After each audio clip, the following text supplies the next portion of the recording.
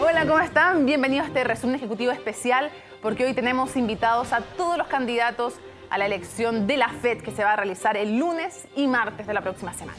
Así es, una edición especial porque queremos conocer a los 6 candidatos a tener un rol de liderazgo, sin duda, durante el próximo año. La presidencia de la FED se ha convertido en los últimos años en uno de los lugares de mayor influencia en el movimiento social y por eso queremos conocer a los 6 postulantes que, primera particularidad que debemos destacar y que debemos valorar, son 5 mujeres y solamente un hombre. Así que las mujeres mandan en este estudio y mandan también en términos numéricos en la elección de la presidencia de la FED. Y vamos de inmediato a presentar rápidamente con nombre y nombre personal y nombre de lista también. Damos la bienvenida a Valentina Saavedra de Somos Fuerza. Bienvenida. Lista B, Roxana Valdebenito. Vamos construyendo. Bienvenida. Hola. Lista C, Juventud en la lucha o en lucha, tengo la duda. En lucha. Juventud en lucha. Ah, perfecto. Sí. Amanda Rosa Frito, bienvenida también. Muchas gracias. Lista D, Avancemos, Javiera Reyes. Bienvenida. Muchas gracias. El único hombre en competencia en la lista E, Converge, Juan Luis Fuentes, bienvenido. Muchas gracias. Y lista F, Vencer la FED para las bases, Rafaela Ruilova. Bienvenida también. A ver, lo primero que diremos, muchachos, es que, y muchachas, es que en una rápida vuelta primero se definan ideológicamente, porque claro, sabemos a quienes representan, pero comencemos con la lista A. Valentina, Izquierda Autónoma, más FEL, más UNE. ¿Quiénes son? Ideológicamente, ¿cómo te defines en una línea? Bueno, nosotros somos una lista que la componemos 5 organizaciones de izquierda, más gente independiente que estamos por hacer de las demandas del movimiento social que efectivamente se conquisten en los términos que este lo ha planteado. Okay. Van unidos esta vez, porque anteriormente Izquierda Autónoma, para que la gente entienda, es el grupo en que estuvo Gabriel Boric como presidente de la FED. Los otros grupos son los que perteneció Melissa Sepúlveda, la actual presidenta. ¿Van juntas ahora? Sí, hemos en un proceso largo y que tiene que ver también con la maduración del movimiento social. Hemos logrado también un proyecto en unidad que consideramos fortalece también la organización interna de los estudiantes. Roxana Valdebenito, de Vamos Construyendo, Plataforma Colectiva Más Otros. ¿Quiénes son ideológicamente? Somos una serie de colectivos de la universidad que nos planteamos la necesidad de la recomposición del movimiento popular a partir del elemento educativo, particularmente en la Universidad de Chile. ¿Colectivo de izquierda? Colectivos de izquierda con intención revolucionaria.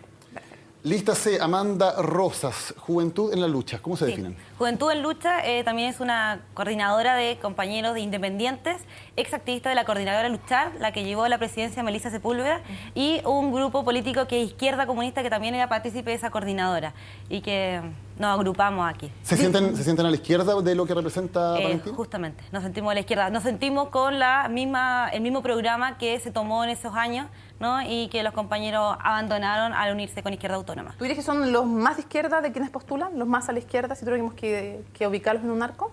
Dentro de la izquierda es que creemos que ¿cómo decirlo? Dentro de la izquierda nosotros nos definimos, por ejemplo, con intención revolucionaria y tenemos una intención, nos definimos marxista como tal, sin epíteto.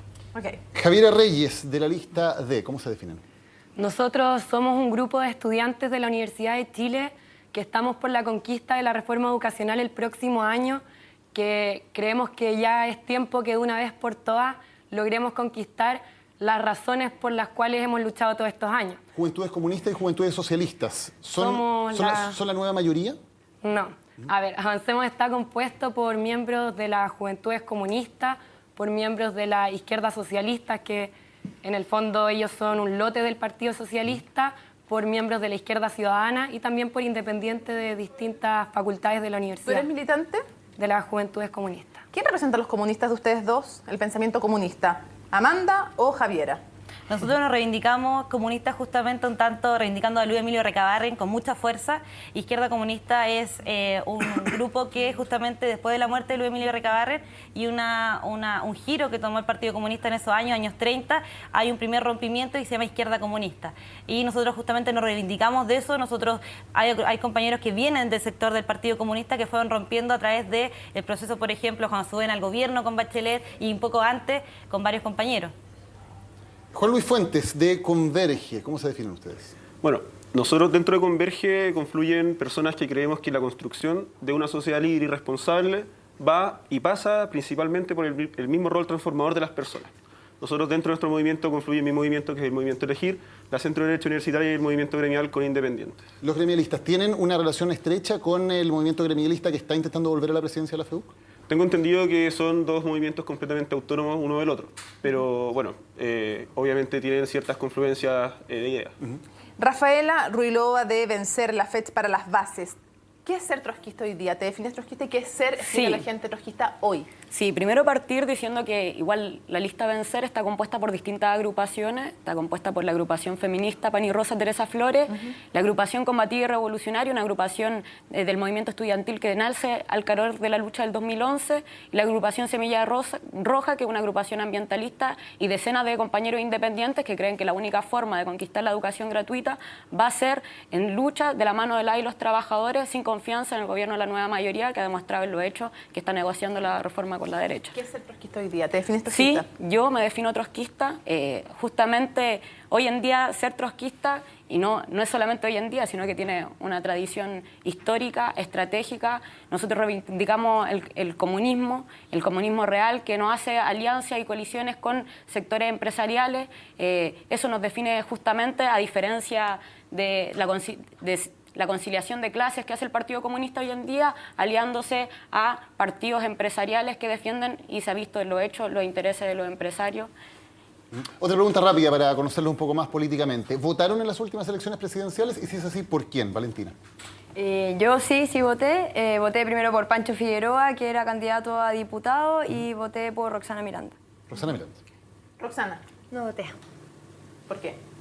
Porque creo que hoy día las tareas de la izquierda están puestas en la institucionalidad. Para nosotros hay una serie de trabajos en función de otros puntos, y ninguna de las candidaturas que se plantearon hoy día o tenían una posibilidad real de cambio o tenían una posibilidad real de salir. No es incoherente no votar en una votación nacional, pero pedir a la gente que vote en una elección de la FECH. Es que es distinto cuando hablamos de una institucionalidad totalmente alejada de lo que es la realidad social hoy día, como lo es el Parlamento, lo es el Senado, versus la institucionalidad propia, que son nuestras herramientas como estudiantes, que es una federación, un centro de estudiantes, una carrera.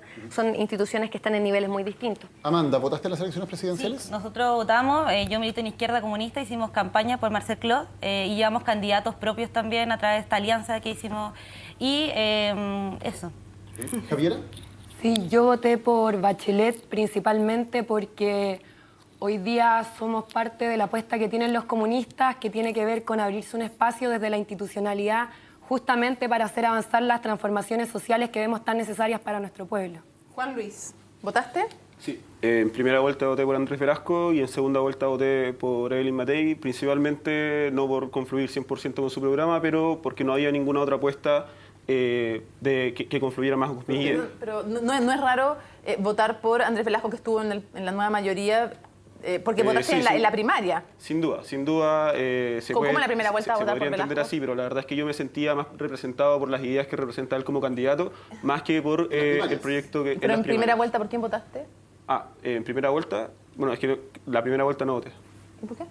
Porque la verdad es que no me sentí convocado justamente a ese proceso. ¿En la segunda? O sea, primarias Velasco, en la primera no votaste y en la segunda Matei. Y la segunda voté Matei. Ok. ¿Rafaela? Yo fui a anular justamente porque, y es parte un poco de la definición del trotskismo, porque nosotros creemos que no había ninguna alternativa de la clase trabajadora independiente a cualquier partido político patronal. No se expresaba en las elecciones y justamente por eso nosotros fuimos a anular en las elecciones. Perfecto. Vamos al debate sobre las propuestas que ustedes tienen. En primer lugar, partamos por la evaluación de lo que ha hecho el movimiento estudiantil este año. Y quiero partir por Valentina. ¿Cuál es tu evaluación de lo que ha hecho la FECH en este año? Bueno, este año ha sido un año distinto a lo que nos veníamos enfrentando desde el 2011 hacia adelante. De hecho, un primer año de gobierno, un gobierno que además llega planteándonos que nos va a traer toda la solución a nuestras demandas. Y en ese sentido, obviamente también ha sido un año complejo, pero que sin embargo la federación y el movimiento estudiantil en general ha sabido tener iniciativa durante el año, con marchas masivas que siguen demostrando el apoyo a las distintas demandas, con indicaciones al primer proyecto de ley de la reforma, con ganadas concretas como por ejemplo la derogación del DFL2, y que por supuesto también planteando una demanda constante durante todo el año, que es la necesidad de que el gobierno tome la decisión de ponerse de acuerdo con el movimiento social, pues solamente en un acuerdo con el movimiento social la reforma efectivamente va a estar respondiendo a la dirección que el mismo movimiento social había planteado. Indicaciones que no se hicieron. Creo que es crítica respecto al camino que tomó la federación. Sí, indicaciones que de hecho mandó la FECH y el CONFECH, pero que no se discutió con ninguno de los compañeros de base. Entonces, la línea que siguió el movimiento estudiantil este año fue una línea elegida por las organizaciones políticas que priman en la FECH y en el CONFECH, no por los estudiantes de base del movimiento estudiantil. Es una crítica transversal desde la lista de izquierda también, que justamente creemos que la democracia no solamente se entiende mediante un voto, ¿no? Que los compañeros van a votar y el representante estudiantil va a hacer lo que quiere, sino que entendemos la democracia participativa y democracia directa. O sea, es fundamental que los compañeros discutan en sus espacios decisiones tan fundamentales como subirse a una mesa de negociación o bajarse a una mesa de negociación con el gobierno. ¿Un error subirse a la mesa, al proceso de participación, como lo hizo en un minuto la FED encabezada por Melissa Sepúlveda? Es que ahí la táctica en el fondo y las opciones políticas que se van determinando yo creo que estuvieron muy apresuradas en función de la necesidad que a veces se ha tenido desde la conducción del movimiento estudiantil de pararse como un actor frente a la coyuntura en términos más inmediatos, en términos más cortoplacistas y no necesariamente respondiendo a los tiempos de nuestros espacios. Esa decisión se toma finalmente en vacaciones de invierno, donde había una nula capacidad de respuesta de parte de los estudiantes y que terminó generando también una suerte de muñequeo al interior de la CONFECH, donde por una parte las juventudes del gobierno, las juventudes comunistas, socialistas, tensionaban por quedarse, versus otros actores que o cambiaban de posición semana a semana o mantenían la posición de mantenerse fuera de ese espacio. Entonces, además, justamente se dice, no fue una decisión que se tomó en conjunto con todos los estudiantes. Finalmente nos subimos a una mesa de participación y luego nos bajamos, pero sin tener nada que realmente decir ahí. No profundizamos absolutamente ninguna de las demandas del movimiento estudiantil. Eran discusiones que están hilando muy fino y que finalmente nos dejaron en una posición muy incómoda. Yo le atribuyo este año de debilitamiento del movimiento estudiantil a una falta de conducción política que tiene que ver con no trazar objetivos para el movimiento estudiantil. En ese sentido, yo creo que la misma presidencia de la FECH, que hoy día tiene un proyecto de continuidad que no nos plantea ni una autocrítica al respecto de lo que ha sido esta federación en torno al evidente debilitamiento que tiene el movimiento estudiantil. ¿Pero tú te hubieras subido a la mesa? Pero déjame explicar un poco la idea que estoy llevando adelante. A ver, esta falta de conducción que hemos visto sin un objetivo claro, lo que ha hecho finalmente es confundir a los estudiantes. Esa confusión de los estudiantes se ve cuando generamos movilizaciones, generamos marchas y los estudiantes mismos no tienen claras cuáles son las razones por las cuales estamos yendo a marchar, si estamos en contra de la reforma, si estamos a favor, si creemos que es insuficiente.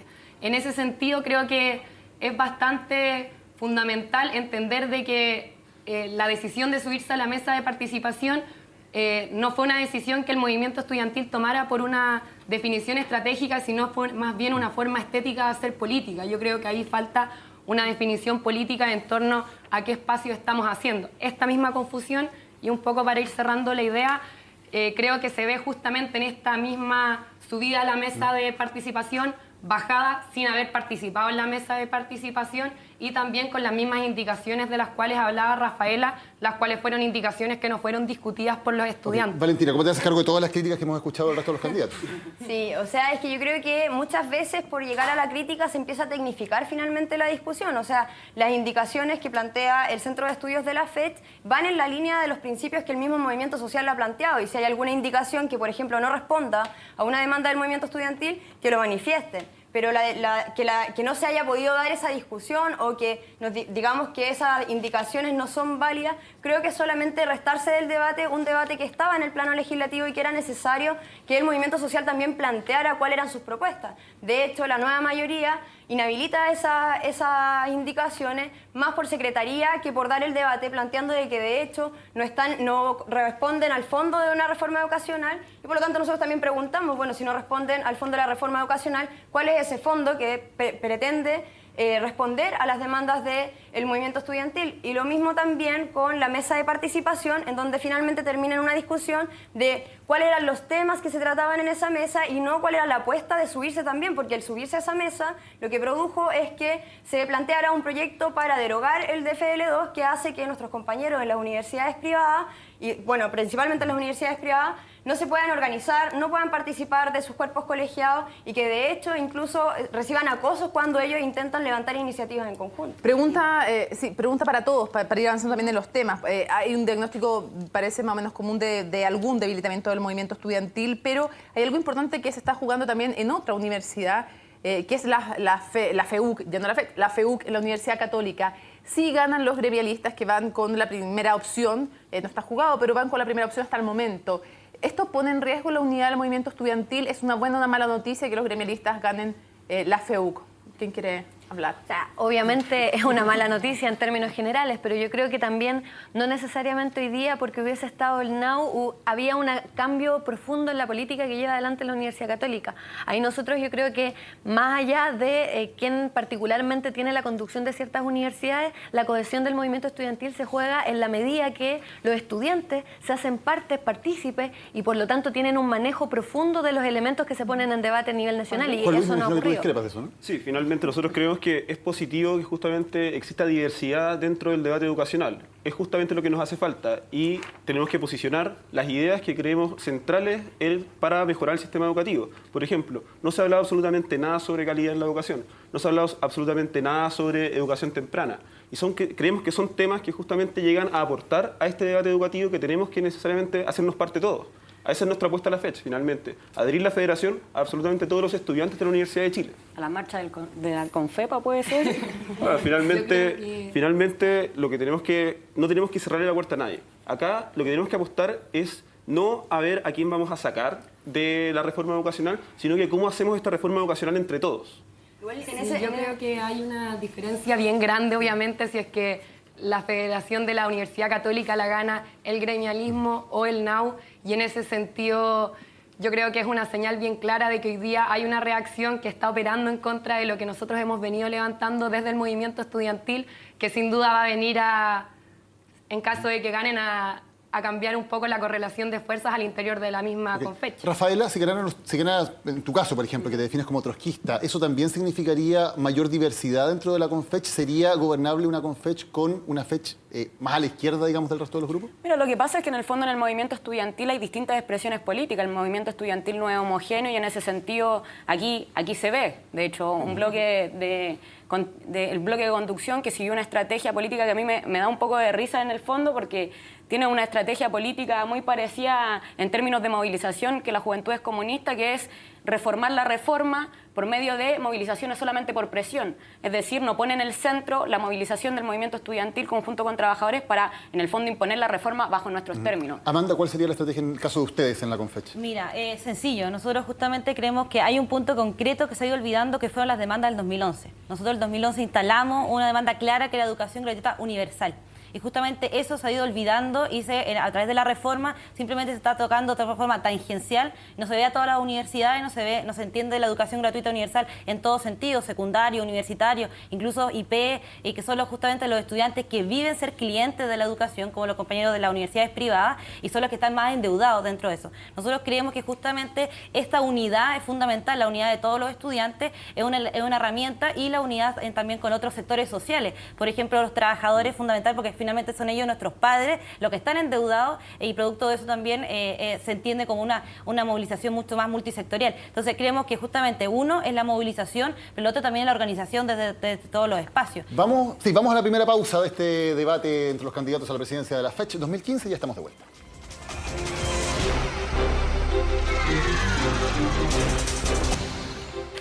Continuamos con el debate de los candidatos a la presidencia de la FECH. Con las elecciones, como ustedes saben, se van a realizar el lunes y martes. Todos invitados, todos respondieron además a la convocatoria. Pregunta para todos. ¿Hay alguno de ustedes que quiera ser diputado? ¿Ninguno? ¿Hay alguno que se comprometa, si es que llega a ser presidente de la FECH, a luego no ir al Congreso? Sí, yo me puedo comprometer a eso. ¿Sí? Pero por acá no levantaste la mano. O sea, que yo creo que esas son responsabilidades más que uno puede ir asumiendo. Ahora, yo personalmente no tengo el interés en asumir una responsabilidad personal de ese tipo. Pero Y podría ser. tampoco tiene que ver como con intenciones personales el responder ese tipo de cuestiones. O sea, cuando uno participa de una organización, esas cosas se van definiendo Pero en el camino. Y En el caso de algunas organizaciones no tiene que ver con una cuestión personal, tiene que ver con un tema de proyecto político, y en el caso, por ejemplo, nuestro, de algunas de las chiquillas también es parte del proyecto político. Hoy día no apostar. Existen proyectos que no están apostando a disputar la institucionalidad y existen otros. Roxana, por ejemplo, Amanda, ¿también considera eso también? Sí, justamente creo que la institucionalidad del Parlamento, la verdad, no representa representa a la gente, al electorado, se solamente zanjan las cuestiones entre ellos, entre los parlamentarios, el nivel de corrupción, etcétera, es muy malo. Entonces, justamente uno siente que no te representa, entonces tampoco crees que funcione ese tipo de institucionalidad. Y el hecho de tener a diputados que fueron parte del movimiento estudiantil, Camila Vallejo, Giorgio Jackson, Carol Cariola en la Cámara de Diputados, Gabriel Boric también, ¿ha ayudado o ha perjudicado al movimiento?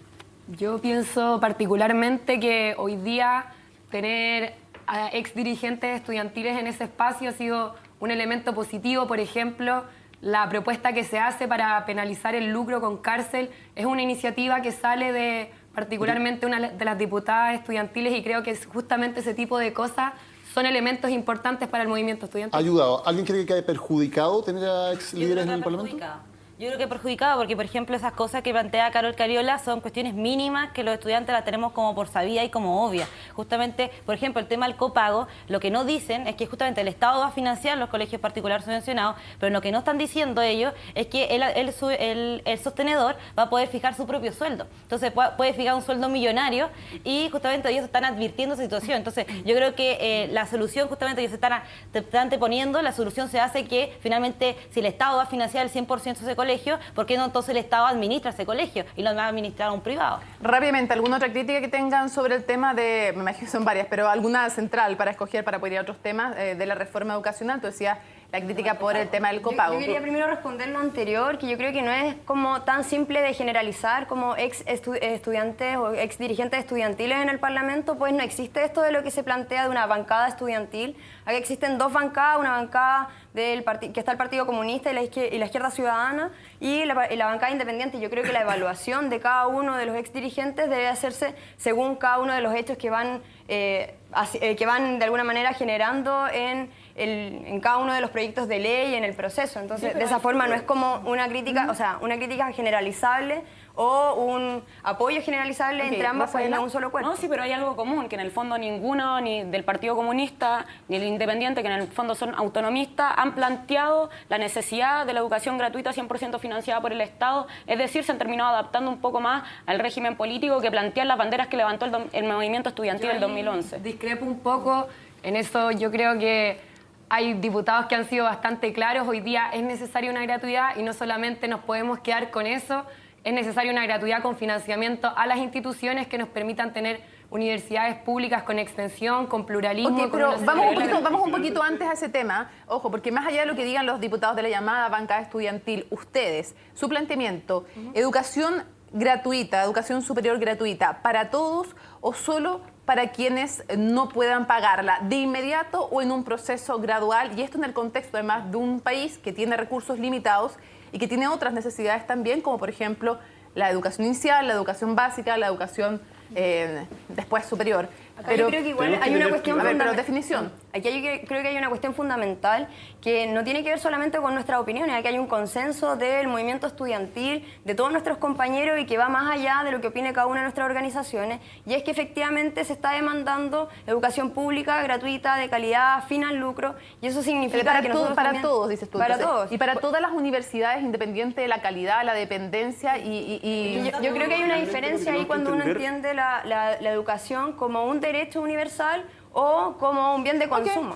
Lo que tenemos que entender es que las políticas públicas se implementan en un contexto. En el contexto actual, la prioridad debe ser justamente que nadie se quede afuera de una educación de calidad.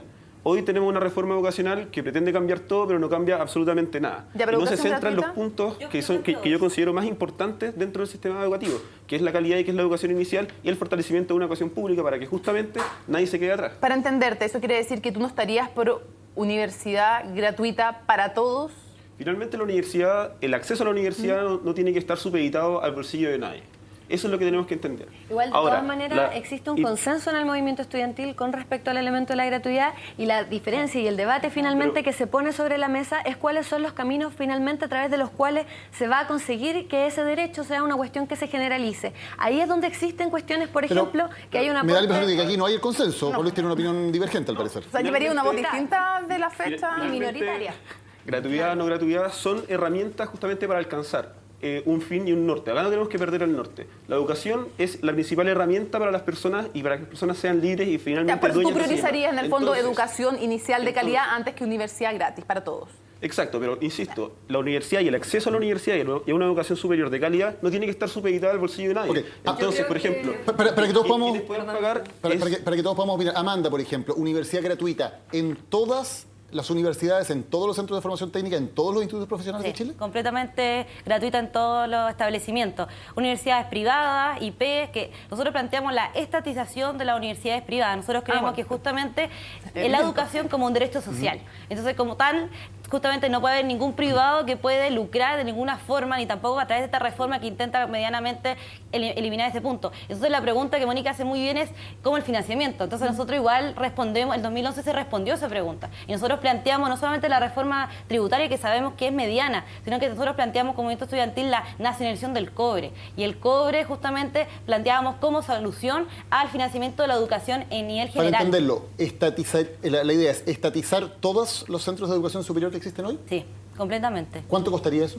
Mucho dinero, pero justamente, por ejemplo, con el cobre se puede financiar elementos. Hay gente que, por ejemplo, no sabe la cantidad de ganancia que tiene el cobre. Solamente el año 2006 la ganancia a nivel país del cobre fueron cerca, porque los números son muy grandes, cerca de 1.200 teletones. Perdón, solamente para decirlo, para nacionalizar el cobre había también que expropiar el cobre que está en privado. ¿Pagándoles o sin pagarle? Sí, no. Creo que ya se les pagó suficientemente al estar lucrando. Rafaela, ¿también de acuerdo con estatizar la educación superior o no? Yo quería decir algo porque yo creo que no es un consenso general en el movimiento estudiantil. Hay distintas visiones. Por ejemplo, el mismo Partido Comunista y lo que plantea la nueva mayoría hoy en día, yo lo llamaría un poco el negocio de la gratuidad. Porque en el fondo no es terminar con el mercado educativo, sino que poder hacer una gratuidad, pero manteniendo el mercado de la educación, que es justamente lo que nosotros salimos a cuestionar el 2011, que se termine el mercado educativo.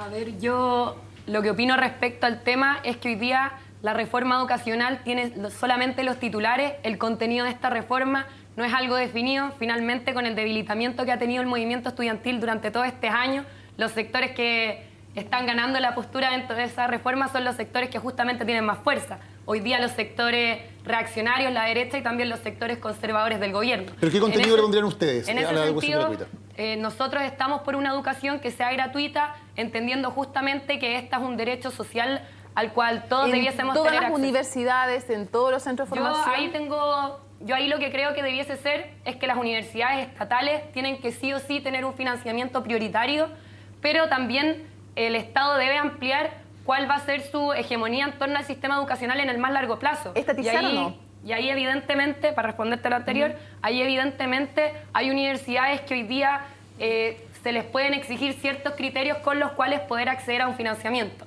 Yo en eso creo que estatizar es un elemento positivo, pero creo que sin duda hoy día deben priorizarse el financiamiento a proyectos educacionales que no sean proyectos, por ejemplo, ideológicos en particular. La opinión de Roxana y luego escuchar a Valentín. Hay dos puntos que yo creo que no están puestos sobre la mesa. Lo primero tiene que ver con cómo hoy día la discusión sobre la institucionalidad finalmente se ha ido comiendo el segundo punto, que tiene que ver con cuál es el propósito y el motivo por el cual nosotros partimos peleando por la educación. Y que creo que hay un elemento que si el próximo año vamos a estar hablando de educación superior, los estudiantes universitarios tenemos la responsabilidad de poner sobre la mesa, por ejemplo, no una discusión abstracta sobre cada una de las instituciones, pero sí, por ejemplo, hacernos cargo de las cuestiones que están ocurriendo. Hoy día, por ejemplo, tenemos la crisis de la Universidad Arci, donde directamente ahí hay que plantear la necesidad de que esa universidad pase a propiedad estatal porque precisamente hubo un fracaso del mundo privado. Y esas son cuestiones evidentes que no ocurren solo en esa universidad. Okay, y en las demás universidades privadas que no están en crisis, ¿qué hay que hacer con ellas? Es que yo creo que ahí hay otro elemento que no está puesto sobre la mesa, que es precisamente cuál es el rol de la educación superior hoy día. Y que hoy día, por ejemplo,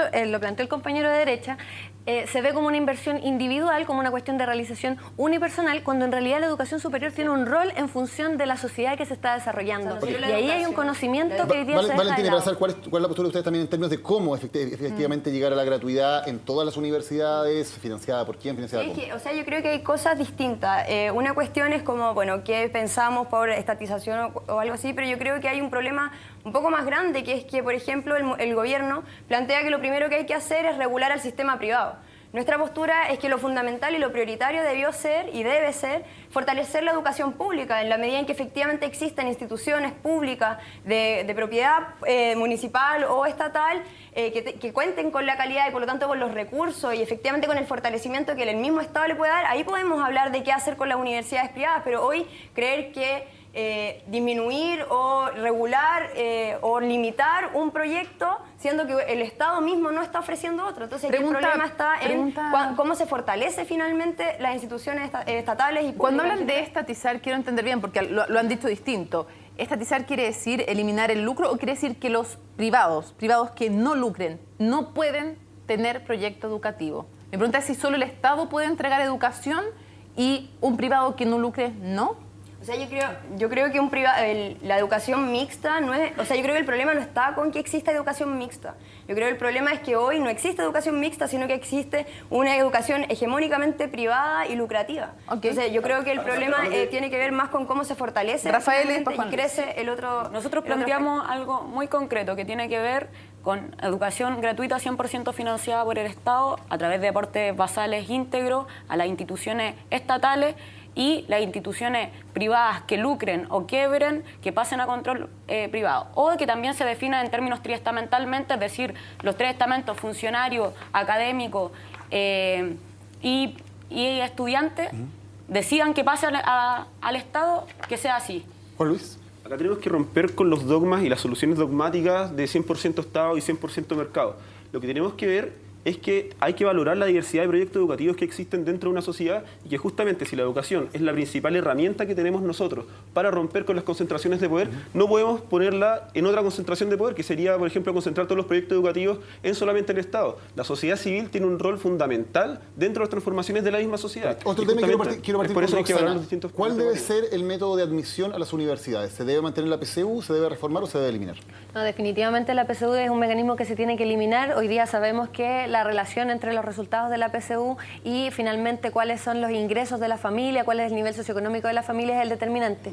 Hoy día las formas de acceso a la educación superior tienen que estar determinadas en función de cuáles son las necesidades sociales que requiere cada disciplina. Y en base a eso, efectivamente, pueden existir una serie de mecanismos que tengan que ver con pruebas específicas, que tengan que ver con procesos incluso de bachillerato. Hay un montón de alternativas que no implican necesariamente la segregación que hoy día existe y que pone sobre la mesa la formación finalmente de los sujetos para poder desarrollarse más adelante. Amanda. Nosotros consideramos como Juventud en Lucha que el acceso debe ser irrestricto. O sea, tal como uno tiene derecho a entrar a nivel primario, el derecho a entrar a nivel secundario, creemos que la educación se ve como un punto de vista continuo, entonces la universidad es un desarrollo más, creemos que justamente tiene que existir el derecho de ingresar a la universidad sin ranking y sin PSU. Pero espérate, ¿y cuando hay más demanda que cupo?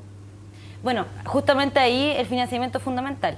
Cómo aportamos en la infraestructura, cómo aportamos en la educación, porque nosotros lo que entendemos es que a través de la educación nosotros vamos a desarrollarnos como país. Entonces justamente esa es la apuesta. O sea, si queremos desarrollarnos como país tenemos que tener a los estudiantes, tenemos que tener a la gente con acceso a la educación. Justamente, Amanda, el efecto de eso, de tener una medida como la que tú propones y que por ejemplo es similar a lo que se ha aplicado en las universidades públicas en Argentina, ¿no es que finalmente entre muchísima gente que no tiene la preparación y que por lo tanto la gran mayoría de ellos terminen perdiendo el año, frustrados y finalmente sin poder terminar una carrera, si es que se permite un acceso irrestricto, por ejemplo, a una universidad de calidad como la Universidad de Chile? Sí, mira, justamente, o sea, si nivelamos, si decimos la educación como un todo, la educación tiene que ir mejorando en todos sus niveles, nivel primario, nivel secundario. Y cuando ingresen a la universidad, justamente se va a ver a través del mérito del estudiante, a través justamente del sistema bachiller, por ejemplo, y va a ver justamente si es capaz o no. Pero justamente, por ejemplo, un hijo de un poblador que va a entrar a la universidad tiene un incentivo, ya no va a tener una universidad, puede ingresar a la universidad, ya no tiene una traba, y justamente ese chico no va a tener que endeudarse. Entonces, él va a tener la opción de hacer su esfuerzo de ingresar a la universidad y a través de, sin endeudarse, y a través de eso saber si se puede mantener o no se puede mantener. Brevemente, para terminar con las opiniones de los demás sobre este tema. Acceso a la universidad, Javiera. Yo creo que el acceso a la universidad debe ser un reflejo de la composición socioeconómica del país en su conjunto. En ese sentido, creo que hay una urgencia que nosotros no podemos desconocer, que es que hoy día justamente la PSU es un mecanismo que segrega por situación socioeconómica. En ese sentido, yo creo que hoy día lo que tenemos que impulsar desde el movimiento estudiantil es una discriminación positiva hacia aquellos que hoy día sí tienen las capacidades, pero que son simplemente marginados por el sistema educacional actual. Juan Luis, brevemente. Bueno, el acceso a la universidad, como te dije antes, no tiene que estar supeditado al bolsillo de nadie. Acá justamente es por eso que nosotros planteamos que la calidad de la educación es tan importante, y en la calidad de la educación en todos sus niveles.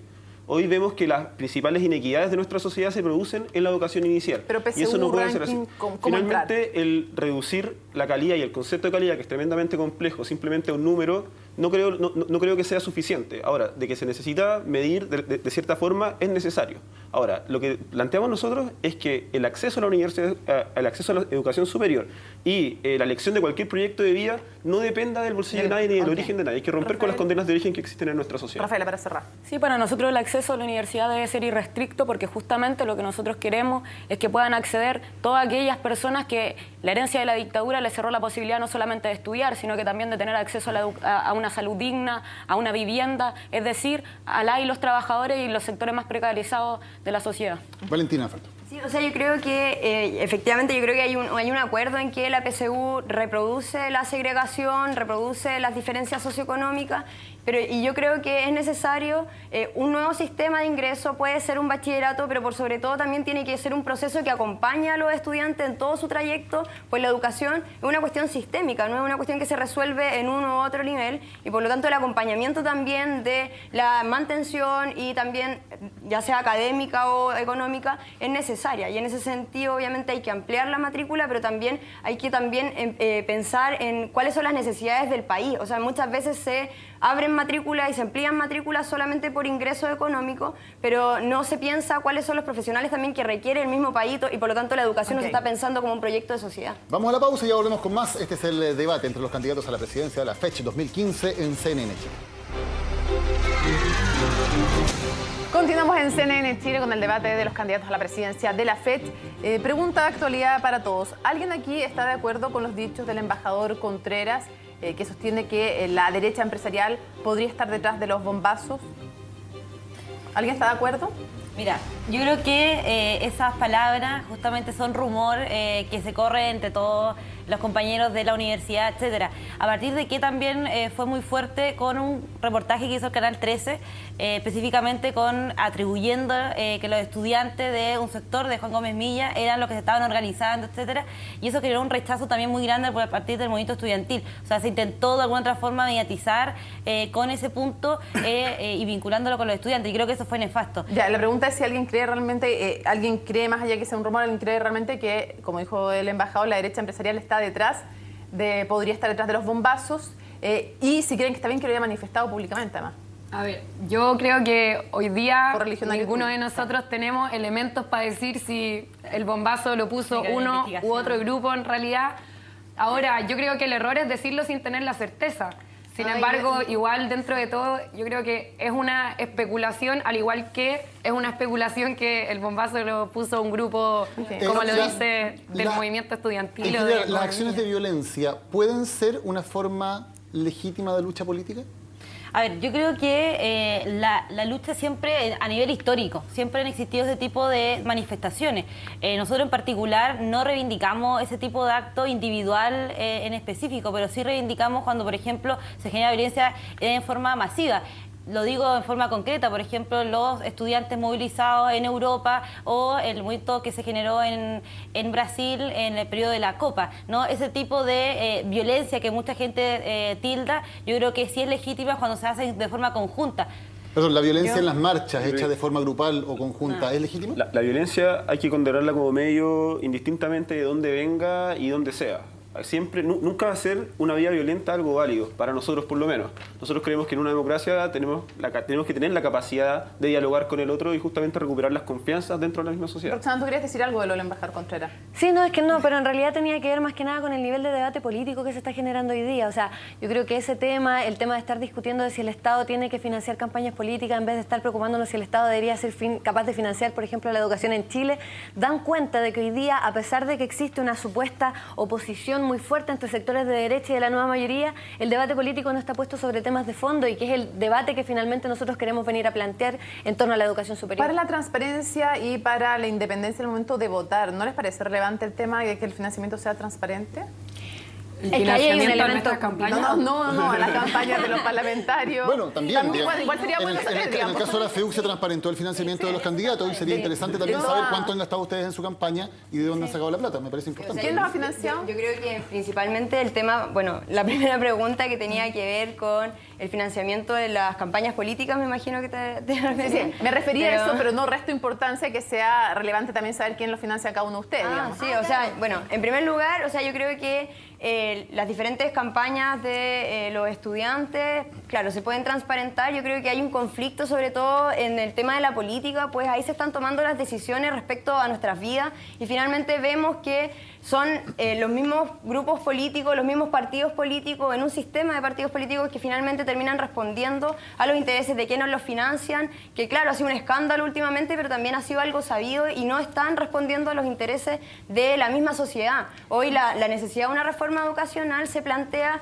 en pos de también llegar a un acuerdo social, un acuerdo con el gobierno y que efectivamente esté respondiendo a las demandas que ya Rafael, No, yo, retomando un poco el debate de la violencia, yo creo que hay elementos planteados que tienen que ver con lo que yo decía. El 2011, en el fondo, se puso en jaque la herencia de la dictadura, se pone en crisis un régimen que viene heredado de esa dictadura y que expresa la violencia en todos sus casos. Hay un gobierno que viene, plantea reformas moderadas para sacar un poco de las calles, pero que en el fondo cede a las presiones de la derecha y que fortalece, por ejemplo, la ANI, y que ya hay un mapuche, un comunero mapuche muerto en manos de la... ¿Está bien poner una bomba en ese contexto si alguien siente que está violentado por esta violencia institucional a la cual tú te refieres? Poner una bomba, por ejemplo, en el metro, ¿te parece algo aceptable o no? Yo creo que yo no reivindico los métodos individuales de violencia tampoco. En ese sentido, creo que en el fondo una bomba en el metro puede afectar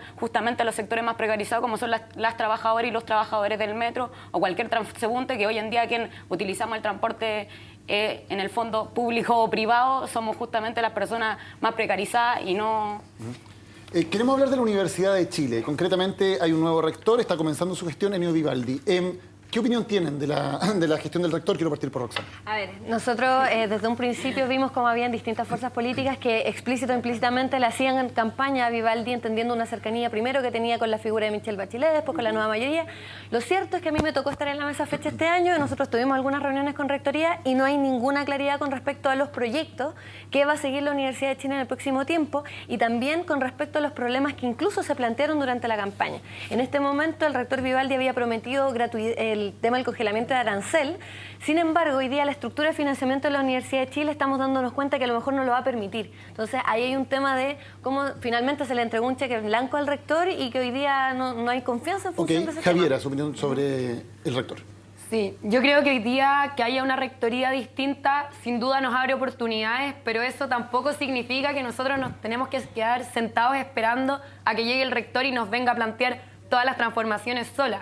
Yo de hecho creo que esto justamente es muestra de la pasividad y de la desmovilización que ha tenido el movimiento estudiantil durante todo este tiempo, en el cual vemos que ni siquiera somos capaces de ir a movilizarnos para hacer que se cumplan las mismas propuestas que el rector Vivaldi prometió. En ese sentido yo creo que... La agenda con rectoría fue una agenda que se consensuó en pleno federación y que tenía tema y tenía pero propuestas. si eso no pasa, nosotros no podemos ser pasivos y en el fondo después echarle Tampoco solamente la hacer la culpa campaña ahí. Yo creo que en ese sentido lo que nosotros tenemos de haber hecho campaña la rector. responsabilidad. Lo hicieron abiertamente. Yo creo que es una oportunidad entre las dos alternativas que había, parece válido. apoyar al rector Vivaldi. Yo creo que hoy día existe un mejor escenario para hacer transformaciones en la universidad, pero insisto, eso Amanda, no significa que nos tenemos para que quedar vayamos a pasivos. un poquito minutos, Amanda. Solamente un punto sobre el tema de Enio Vivaldi. Nosotros en específico, yo soy estudiante de Derecho, en la facultad estamos viendo un proceso de 3 trabajadoras subcontratadas que fueron despedidas de forma injustificada, sin regir ningún régimen legal. O sea, un absurdo que en la misma facultad de Derecho no se cumplan los mínimos derechos laborales. Y es una demanda en general colectiva, entonces está nosotros le hicimos la palabra, de los nosotros le dijimos a Enio Vivaldi y él no ha dado ninguna respuesta concreta. Para que no se nos acabe el tiempo, perdón, Dígame. ¿cuál es la reforma más importante para todos que hay que hacer en la Universidad de Chile? Dentro de su universidad, ¿cuál es la reforma? Escojan una más importante. De hecho, en estos momentos está en curso una propuesta del Senado Universitario que plantea la posibilidad, una reforma de estatuto en donde plantea la posibilidad de que estudiantes y funcionarios volvamos a ser parte de las decisiones. Yo creo que eso obviamente es una propuesta y es necesario también que nos articulemos entre académicos, funcionarios y estudiantes que estamos por hacer de una universidad más democrática que efectivamente hasta se lleve adelante.